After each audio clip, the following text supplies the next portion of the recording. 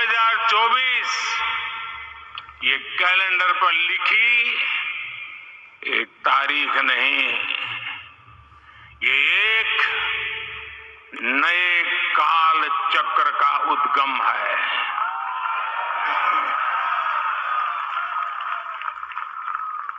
राम मंदिर के भूमि पूजन के बाद से प्रतिदिन पूरे देश में उमंग और उत्साह बढ़ता ही जा रहा था। निर्माण कार्य देख देशवासियों में श्री राम का मंदिर मिला है। गुलामी की मानसिकता को तोड़कर उठ खड़ा हो राष्ट्र, अतीत के हर दंश से हौसला लेता हुआ राष्ट्र ऐसे ही नव इतिहास का सृजन करता है। आज से 1000 साल बाद भी लोग आज की इस तारीख की, आज के इस पल की चर्चा करेंगे। और ये कितनी बड़ी राम कृपा है कि हम सब इस पल को जी रहे हैं, इसे साक्षात घटित होते देख रहे हैं। आज दिन, दिशाएं, दिग दिगंत सब दिव्यता से परिपूर्ण है। ये समय सामान्य समय नहीं है। ये काल के चक्र पर सर्वकालिक शाही से अंकित हो रही अमिट स्मृति रेखाएं हैं। साथियों, हम सब जानते हैं कि जहां राम का काम होता है, वहां पवन पुत्र हनुमान अवश्य विराजमान होते हैं। इसलिए मैं राम भक्त हनुमान और हनुमान गढ़ी को भी प्रणाम करता हूं। मैं माता जानकी, लक्ष्मण जी, भरत, शत्रुघ्न सबको नमन करता हूं। मैं पावन अयोध्यापुरी और पावन सरयू को भी प्रणाम करता हूं। मैं इस पल दैवीय अनुभव कर रहा हूं कि जिनके आशीर्वाद से ये महान कार्य पूरा हुआ है। वे दिव्य आत्माएं, वे दैवीय विभूतियां भी इस समय हमारे आसपास उपस्थित है। मैं इनसे भी दिव्य चेतनाओं को भी कृतज्ञता पूर्वक नमन करता हूं। मैं आज प्रभु श्री राम से क्षमा याचना भी करता हूं। हमारे पुरुषार्थ, हमारे त्याग, तपस्या में कुछ तो कमी रह गई होगी कि हम इतनी सदियों तक ये कार्य कर नहीं पाए।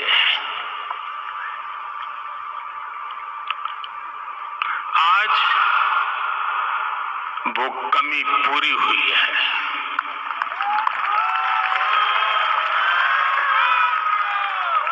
मुझे विश्वास है प्रभु राम आज हमें अवश्य क्षमा करेंगे। मेरे प्यारे देशवासियों, त्रेता में राम आगमन पर पूज्य संत तुलसीदास जी ने लिखा है, प्रभु बिलो की हर से पुरबासी, जनित वियोग विपत्ति समनासी, अर्थात प्रभु का आगमन देकर ही सब अयोध्यावासी, समग्र देशवासी हर्ष से भर गए। लंबे वियोग से जो आपत्ति आई थी उसका अंत हो गया। उस कालखंड में तो वो वियोग केवल 14 वर्षों का था।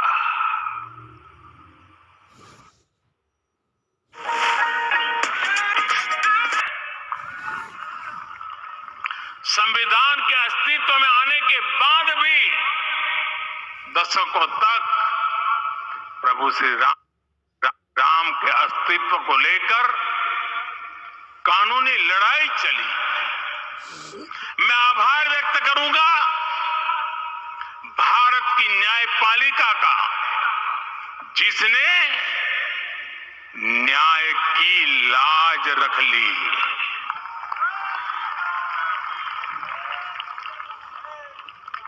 न्याय के पर्याय प्रभु राम का मंदिर भी न्यायबद्ध तरीके से ही बना। साथियों, आज गांव-गांव में एक साथ कीर्तन संकीर्तन हो रहे हैं। आज मंदिरों में उत्सव हो रहे हैं, स्वच्छता अभियान चलाए जा रहे हैं। पूरा देश आज दीपावली मना रहा है। आज शाम घर घर राम ज्योति प्रज्वलित करने की तैयारी है। कल मैं श्री राम के आशीर्वाद से धनुषकोडी में राम सेतु के आरंभ बिंदु अरिचल मुनाई पर था। जिस घड़ी प्रभु राम समुद्र पार करने निकले थे, वो एक पल था जिसने काल चक्र को बदला था। उस भावमय पल को महसूस करने का मेरा ये विनम्र प्रयास था। वहां पर मैंने पुष्प वंदना की। वहां मेरे भीतर एक विश्वास जगा कि जैसे उस समय काल चक्र बदला था, उसी तरह अब काल चक्र फिर बदलेगा और शुभ दिशा में बढ़ेगा। अपने 11 दिन के व्रत अनुष्ठान के दौरान मैंने उन स्थानों का चरण स्पर्श करने का प्रयास किया जहां प्रभु राम के चरण पड़े थे।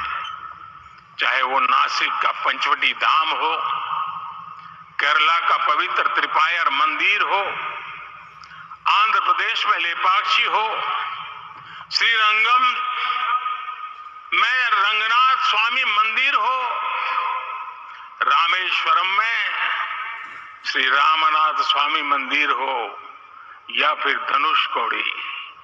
मेरा सौभाग्य है कि इसी पुनीत पवित्र भाव के साथ मुझे सागर से सरयू तक की यात्रा का अवसर मिला। सागर से सरयू तक हर जगह राम नाम का वही उत्सव भाव छाया हुआ है। प्रभु राम तो भारत की आत्मा के कण कण से जुड़े हुए हैं। राम भारतवासियों के अंतर मन में विराजे हुए हैं। हम भारत में कहीं भी किसी की अंतरात्मा को छुएंगे तो इस एकत्व की अनुभूति होगी और यही भाव सब जगह मिलेगा। इससे उत्कृष्ट, इससे अधिक देश को समायोजित करने वाला सूत्र और क्या हो सकता है। मेरे प्यारे देशवासियों, मुझे देश के कोने कोने में अलग अलग भाषाओं में रामायण सुनने का अवसर मिला है, लेकिन विशेषकर पिछले 11 दिनों में रामायण अलग अलग भाषा में अलग राज्यों से मुझे विशेष रूप से सुनने का मौका मिला। राम को परिभाषित करते हुए ऋषियों ने कहा है, रमन्ते यस्मिन् इति रामः, अर्थात जिसमें रम जाए वही राम है। राम लोक की स्मृतियों में, पर्वत से लेकर परंपराओं में सर्वत्र समाये हुए। हर युग में लोगों ने राम को जिया है। हर युग में लोगों ने अपने अपने शब्दों में अपनी अपनी तरह से राम को अभिव्यक्त किया है, और ये राम रस जीवन प्रवाह की तरह निरंतर बहता रहता है। प्राचीन काल से भारत के हर कोने के लोग राम रस का आचमन करते रहे हैं। राम कथा असीम है और रामायण भी अनंत है। राम के आदर्श, राम के मूल्य, राम की शिक्षाएं सब जगह एक समान है। प्रिय देशवासियों, आज इस ऐतिहासिक समय में देश उन व्यक्तित्वों को भी याद कर रहा है जिनके कार्य और समर्पण की वजह से आज हम ये शुभ दिन देख रहे हैं। राम के इस काम में कितने ही लोगों ने त्याग और तपस्या की पराकाष्ठा करके दिखाई है। उन अनगिनत राम भक्तों के, उन अनगिनत कार सेवकों के और उन अनगिनत संत महात्माओं के हम सब ऋणी हैं। साथियों, आज का ये अवसर उत्सवता का क्षण तो है ही, लेकिन इसके साथ ही यह क्षण भारतीय समाज की परिपक्वता के बोध का भी क्षण है। हमारे लिए ये अवसर सिर्फ विजय का नहीं, विनय का भी है। दुनिया का इतिहास साक्षी है कि कई राष्ट्र अपने ही इतिहास में उलझ जाते हैं। ऐसे देशों ने जब भी अपने इतिहास की उलझी हुई गांठों को खोलने का प्रयास किया, उन्हें सफलता पाने में बहुत कठिनाई आई, बल्कि कई बार तो पहले से ज्यादा मुश्किल परिस्थितियां बन गई।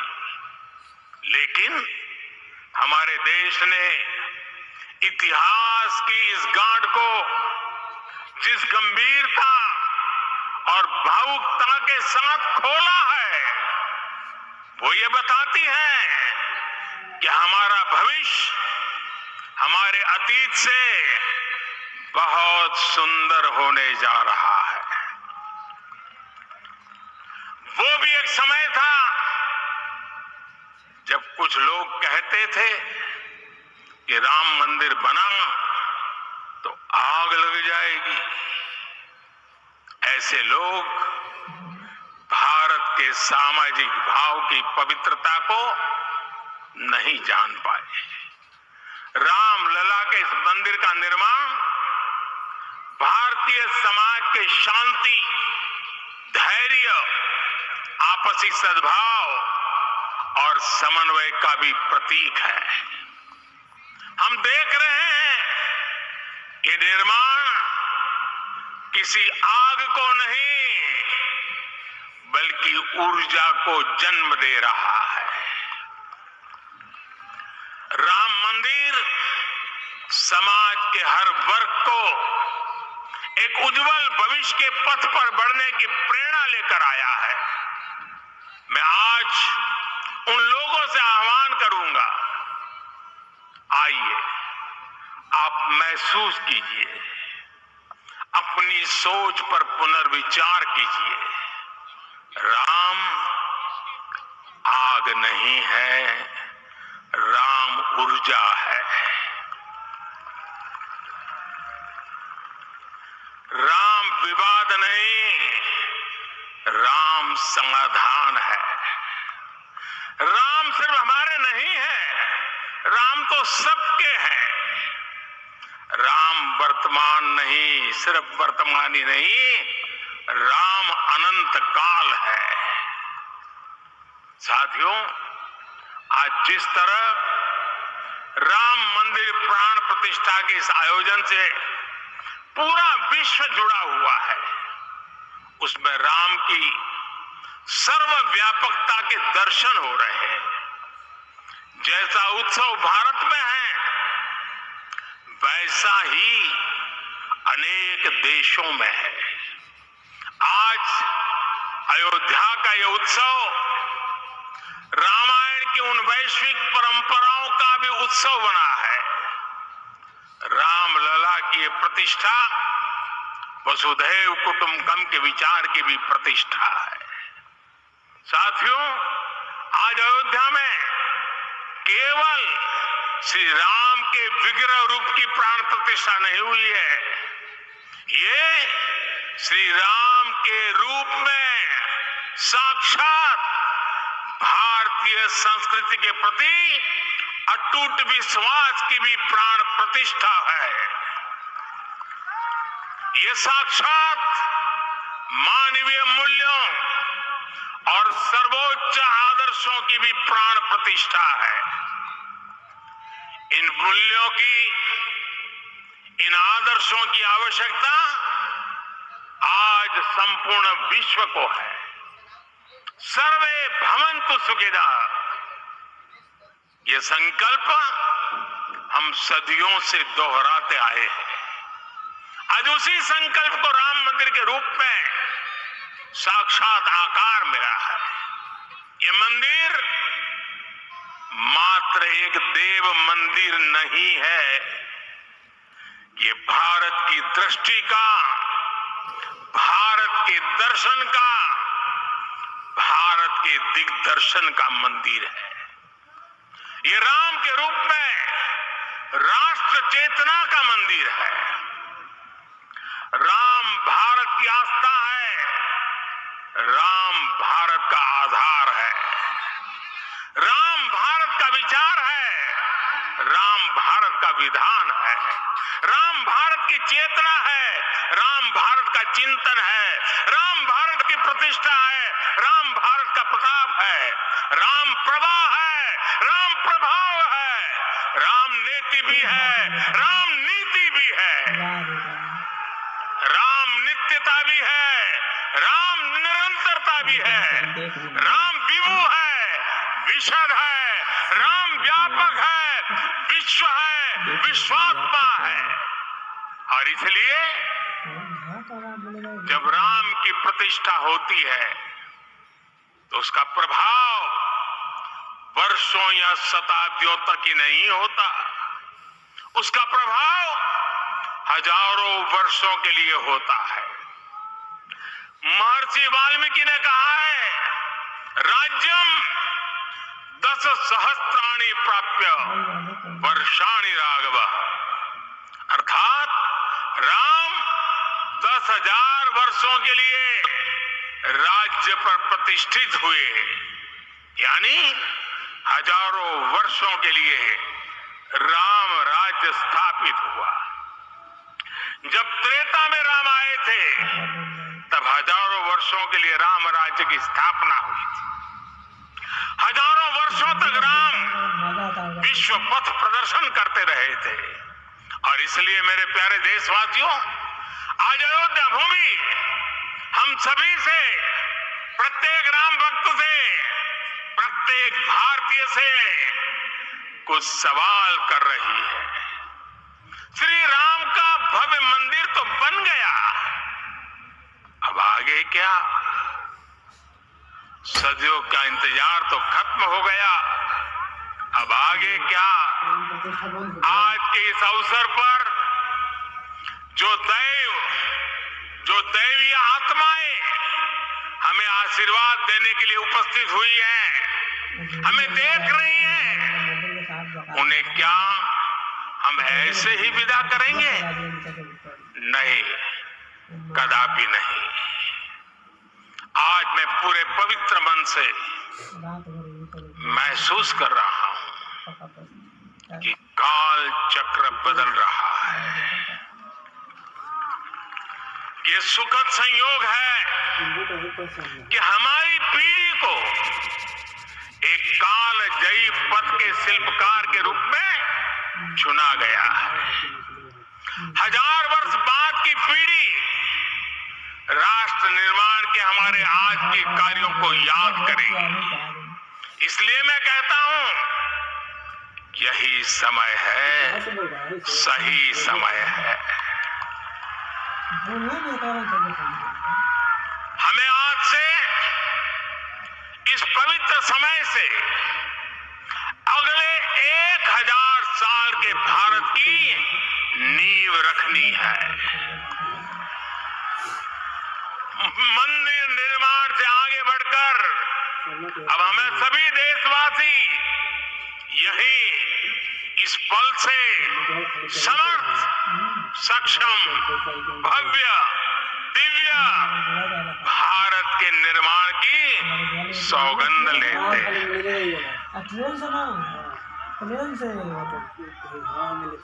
राम के विचार मानस के साथ ही जनमानस में भी हो, यही राष्ट्र निर्माण की सीढ़ी है।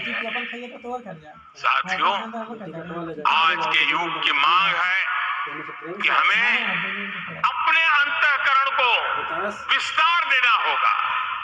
हमारी चेतना का विस्तार देव से देश तक, राम से राष्ट्र तक होना चाहिए।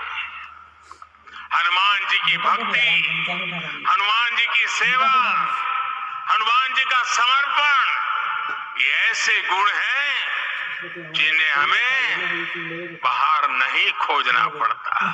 प्रत्येक भारतीय में भक्ति, सेवा और समर्पण के भाव समर्थ, सक्षम, भव्य, दिव्य भारत का आधार बनेंगे।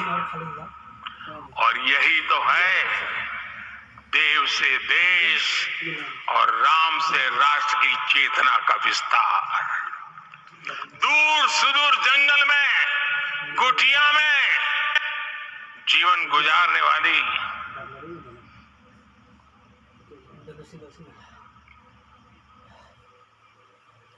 मेरी आदिवासी माँ शबरी का ध्यान आते ही अप्रतिम विश्वास जागृत होता है।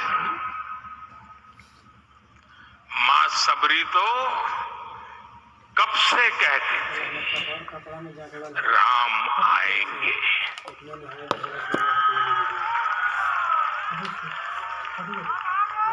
प्रत्येक भारतीय में जन्मा यही विश्वास समर्थ, सक्षम, भव्य भारत का आधार बनेगा। और यही तो है देव से देश और राम से राष्ट्र की चेतना का विस्तार। हम सब जानते हैं कि निषाद राज की मित्रता सभी बंधनों से परे है। निषाद राज का राम के प्रति सम्मोहन, प्रभु राम का निषाद राज के लिए अपनापन कितना मौलिक है। सब अपने हैं, सभी समान है। प्रत्येक भारतीय में अपनत्व की, बंधुत्व की ये भावना समर्थ, सक्षम, भव्य, दिव्य भारत का आधार बनेगी। और यही तो है देव से देश और राम से राष्ट्र की चेतना का विस्तार। साथियों, आज देश में निराशा के लिए रत्ती भर भी स्थान नहीं है। मैं तो बहुत सामान्य हूं, मैं तो बहुत छोटा हूं। अगर कोई ये सोचता है तो उसे गिलहरी के योगदान को याद करना चाहिए। गिलहरी का स्मरण ही हमें हमारी इस हिचक को दूर करेगा, हमें सिखाएगा कि छोटे बड़े हर प्रयास की अपनी ताकत होती है, अपना योगदान होता है। और सबके प्रयास की यही भावना समर्थ, सक्षम, भव्य, दिव्य भारत का आधार बनेगी। और यही तो देव से देश और राम से राष्ट्र का, राष्ट्र की चेतना का विस्तार। साथियों, लंकापति रावण प्रकांड ज्ञानी थे, अपार शक्ति के ध्यानी थे, लेकिन जटायु जी की मूल्य निष्ठा देखिए, वे महाबली रावण से भिड़ गए। उन्हें भी पता था कि वो रावण को परास्त नहीं कर पाएंगे, लेकिन फिर भी उन्होंने रावण को चुनौती दी। कर्तव्य की यही पराकाष्ठा समर्थ, सक्षम, भव्य, दिव्य भारत का आधार है। और यही तो है देव से देश और राम से राष्ट्र की चेतना का विस्तार। आइए हम संकल्प लें कि राष्ट्र निर्माण के लिए हम अपने जीवन का पल पल लगा देंगे। राम काज से राष्ट्र काज, समय का पल पल, शरीर का कण कण राम समर्पण को राष्ट्र समर्पण के ध्येय से जोड़ देंगे। मेरे देशवासियों, प्रभु श्री राम की हमारी पूजा विशेष होनी चाहिए। ये पूजा स्व से ऊपर उठ करके समष्टि के लिए होनी चाहिए। ये पूजा अहम से उठकर वयम के लिए होनी चाहिए। प्रभु को जो भोग चढ़ेगा वो विकसित भारत के लिए हमारे परिश्रम की पराकाष्ठा का प्रसाद भी होगा।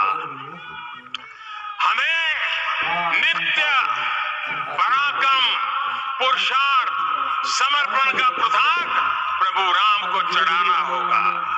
इनसे नित्य प्रभु राम की पूजा करनी होगी, तब हम भारत को वैभवशाली और विकसित बना पाएंगे। मेरे प्यारे देशवासियों, ये भारत के विकास का अमृत काल है। आज भारत युवा शक्ति की पूंजी से भरा हुआ है, ऊर्जा से भरा हुआ है। ऐसी सकारात्मक परिस्थितियां फिर न जाने कितने समय बाद बनेगी। हमें अब चूकना नहीं है, हमें अब बैठना नहीं है। मैं अपने देश के युवाओं से कहूंगा, आपके सामने हजारों वर्ष की परंपरा की प्रेरणा है। आप भारत की उस पीढ़ी का प्रतिनिधित्व करते हैं जो चांद पर तिरंगा लहरा रही है। वो 15 लाख किलोमीटर की यात्रा करके सूर्य के पास जाकर मिशन आदित्य को सफल बना रही है। जो आसमान में तेजस और सागर में विक्रांत का परचम लहरा रही है। अपनी विरासत पर गर्व करते हुए आपको भारत का नव प्रभात लिखना है। परंपरा की पवित्रता और आधुनिकता की अनंतता दोनों ही पथ पर चलते हुए भारत समृद्धि के लक्ष्य तक पहुंचेगा। मेरे साथियों, आने वाला समय अब सफलता का है। आने वाला समय अब सिद्धि का है। ये भव्य राम मंदिर साक्षी बनेगा भारत के उत्कर्ष का, भारत के उदय का। ये भव्य राम मंदिर साक्षी बनेगा भव्य भारत के अभ्युदय का, विकसित भारत का। खिचड़ी बना के मार भात खा के बंद कर ले, रोटी भी खा ले, खाली दूध पी के रह जाए। सामूहिकता और संगठित शक्ति से जन्मा हो तब उस लक्ष्य को प्राप्त करना असंभव नहीं है। ये भारत का समय है और भारत अब आगे बढ़ने वाला है। शताब्दियों की प्रतीक्षा के बाद हम यहाँ पहुंचे हैं। हम सब ने इस युग का, इस कालखंड का इंतजार किया है। अब हम रुकेंगे नहीं, हम विकास की ऊंचाई पर जाकर ही रहेंगे। इसी भाव के साथ रामलला के चरणों में प्रणाम करते हुए आप सभी को बहुत बहुत शुभकामनाएं। सभी संतों के चरणों में मेरे प्रणाम। सियावर रामचंद्र की, सियावर रामचंद्र की, सियावर रामचंद्र की। बच्चा लल्ला।